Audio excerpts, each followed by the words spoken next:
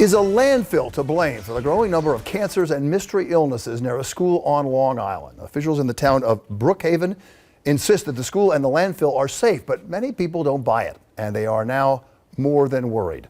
Investigative reporter Danielle Lee here now with the story. Danielle? Bill, we're talking about 2 points just about a mile apart. And if you're standing at Frank P. Long Intermediate School, you can't miss what looks like a mountain behind it. But it's not a mountain. It's a landfill. One environmental advocates suspect is responsible for things like hydrogen sulfide, benzene, and dibromethane in the air. I want some answers. Theresa Palermo says she wasn't born an activist, but life has a way of changing things. Right here. God winks, she calls them. Ooh, I'm hitting the snow. Sometimes positive, sometimes tragic. My best friend was the first cancer case, and that was 1998. After Mary, the list of Frank P. Long teachers diagnosed with cancer Rowetta Lyons, Clovis Campbell, grew and grew, Trish Loris, Sue Gittler, reaching 35 cases, Gail Williams, 14 deaths.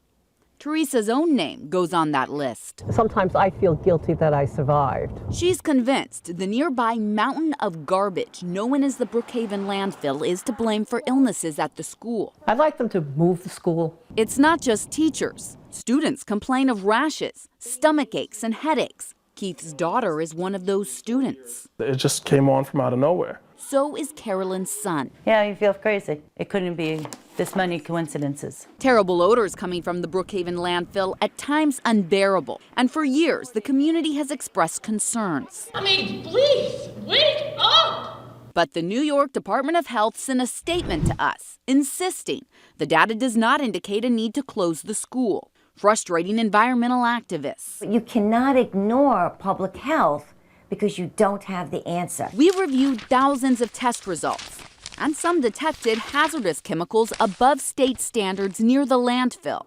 But at the school, nothing the state called alarming. So we got a second opinion from expert toxicologist Harold Zelliger. He believes a combination of low-level chemicals, likely from the landfill, could be making people sick. Mixtures cause health effects at considerably lower concentrations than single compounds do. We tried to talk to District Superintendent Joseph Gianni about this new analysis, but his assistant declined our request.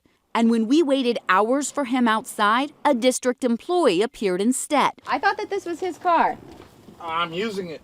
And moved Gianni's car. Yes, ma'am. Gianni's silence only contributes to Theresa's suspicions and her hope that this latest round of testing, Just looking for some answers. examining cancers in teachers at Frank P. Long, will offer an answer that makes the death of her friend, of so many friends, In such a short period of time.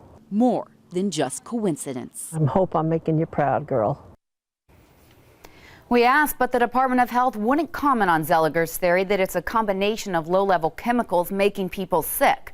A spokesperson did say that the state would be examining the number of teachers with cancer. They'll also resume air quality testing next spring.